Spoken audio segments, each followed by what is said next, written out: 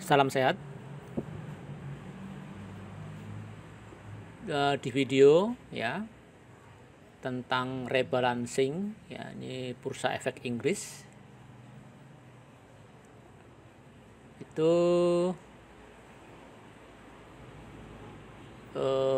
untuk Indonesia. Jadi rebalancing ya yang dilakukan oleh bursa efek Inggris, di mana yang khusus saham Indonesia ya, di bursa Inggris sering disebut dengan Asia Pacific X Japan ya. Jadi Indonesia dimasukkan ke negara Asia Pacific X Japan ya, yang berlangsung Jumat 18 Februari 2022. Jadi Jumat, di mana rebalancing berlaku hari Senin berikutnya, yaitu tanggal 21 Februari 2022 ya. Terus di mana ya ini announcement atau pengumuman dari bursa efek Inggris ya, FTSE Global Equity Index Series Asia Pacific X Japan X China ya, sampai Maret 2022. Jadi review semi annual dari semester pertama ya, review semester yang pertama, yang dimana effective date as of open Monday 21 Maret 2022, di mana rebalancing ini ya diketuk palu ya, atau dijalankan itu di Senin besok, jadi tanggal 21 Maret ya. Jadi akhir dari rebalancing itu ya, itu tanggal besok hari Jumat, tepatnya tanggal hari Jumat Januari, Februari, Maret, itu tanggal 18 juga ya, sama 18 Maret ya. Besok 18 Maret itu. Nah, kenapa saya bahas atau kita share ini ya? Karena besok biasanya ya akan terjadi kontraksi ya. Oh ya, sebelum melangkah ke situ, itu dimana rebalancing itu yang berkapital besar atau large cap ya, itu EMTK yang ditambahkan, sedangkan gudang garam dikeluarkan. Gudang garam dari big cap atau large cap ke mid cap ya. Nah, jadi gudang garam bergeser dari big ke mid, sedangkan small cap yaitu BBYB HRUM ya. Sedangkan yang dihapus, yang di exclusion ya, itu kren. Nah, ini rebalancing yang utama meliputi saham-saham ini. Jadi kapitalisasi besar, medium, kecil. Di sini ada microcap ya, tapi terlalu banyak ya, kita abaikan aja. Kemudian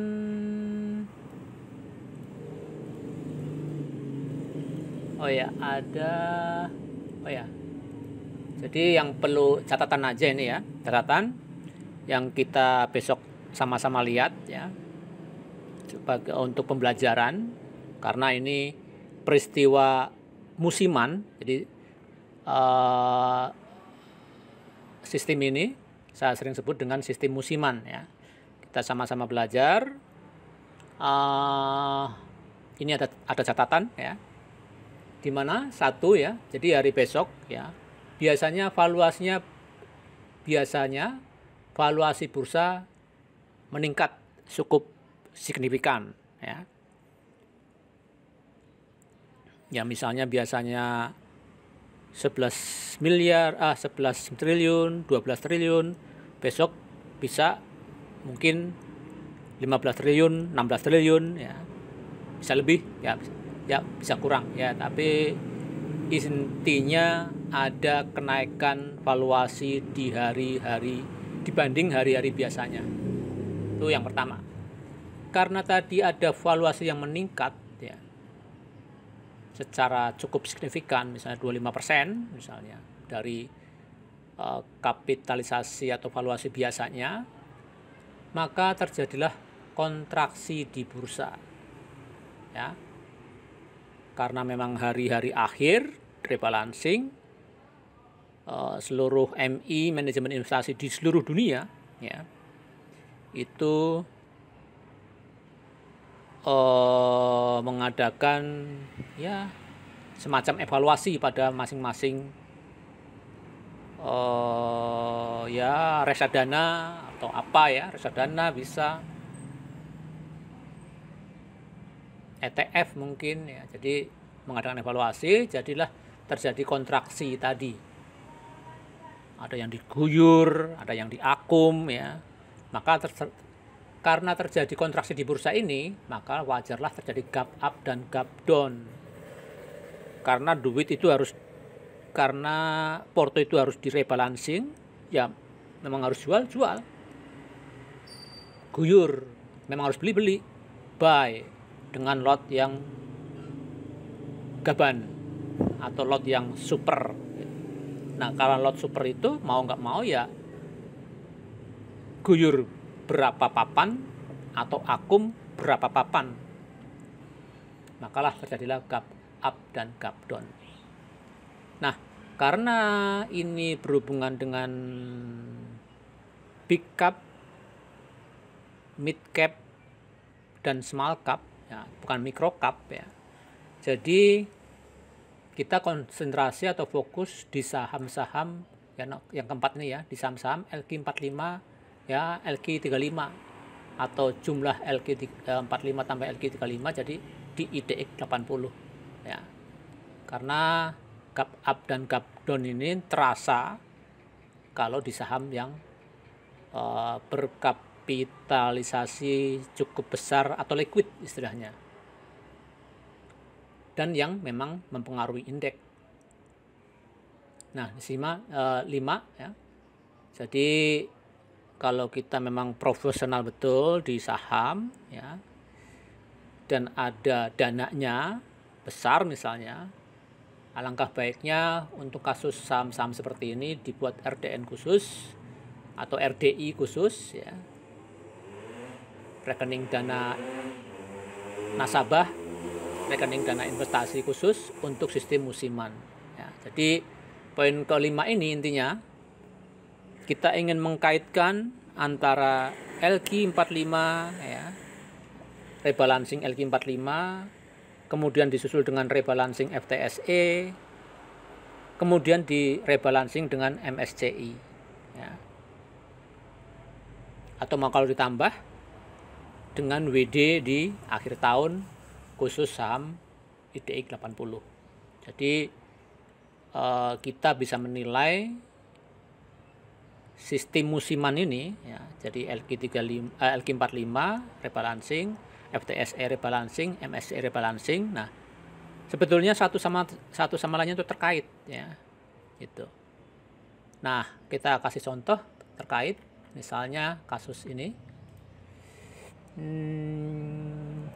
ya, ini ya, EMTK kenapa masuk large cap ya, karena dia barusan saja masuk dari saham papan 3 lapis 3, saya sebut lapis 3, bahkan mungkin 4 ya, saya nggak persis. Ya, pokoknya lapis 3 atau 4 ya. Itu masuk ke LQ45 bahkan IDX 30. Jadi secara likuidasi secara ya liquid ya, termasuk saham yang sangat liquid karena masuk IDX 30. Nah, karena masuk IDX 30, nah FTSE mungkin pertimbangannya hampir sama, ya masuk large cap, langsung lompat dia. Dia tidak melalui small cap, mid cap, dia langsung lompat ke big cap atau large cap.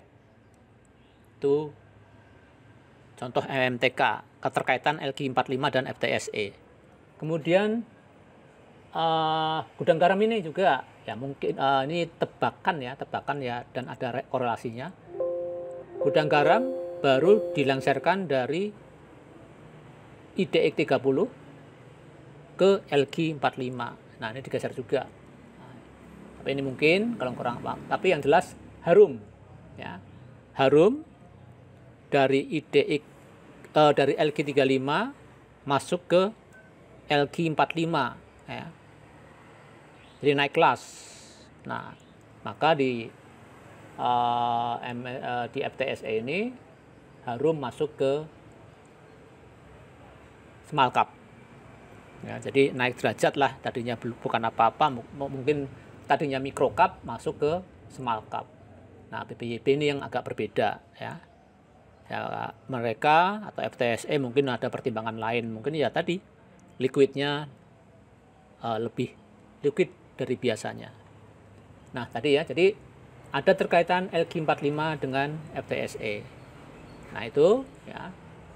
Nah, nanti setelah FTSE bulan Mei ada MSCI. Terus bulan Juli ada LQ45 rebalancing. Terus bulan September ada FTSE semester 2. Terus bulan November ada MSCI semester 2. Jadi itu musiman, dan kemudian Desember biasa itu windrest. Nah, alangkah bijaknya dimasukkan ke RDN khusus dengan nama misalnya sistem musiman misalnya. Ya, ini saran ya. Jadi, nah karena bursa Inggris clear atau istilahnya merebalancing saham, nah kita juga ikut rebalancing saham, ngikutin ya, kita ngekor dia ya, karena dia big money, kita retail ya, kita ngikut yang gede, ikut paus gitu ya, ikut ikan paus. Jadi ya kita bukan clear dana sebenarnya, ya ikut merebalancing dana porto kita. Ya, jadi itu. Maka besok let's see tomorrow ya. Ini DC on, hanya pembelajaran, bukan ajakan beli atau jual. Segala risiko yang terjadi di pasar bursa besok menjadi tanggung jawab seutuhnya si penjual dan pembeli. Ya. Ini hanya sekali lagi video pembelajaran. Jadi let's tomorrow ya, akan terjadi gap down, terjadi kontraksi karena valuasinya yang meningkat cukup tajam, misalnya 25%. Saya kira cukup itu saja video yang pendek ya. Salam sehat.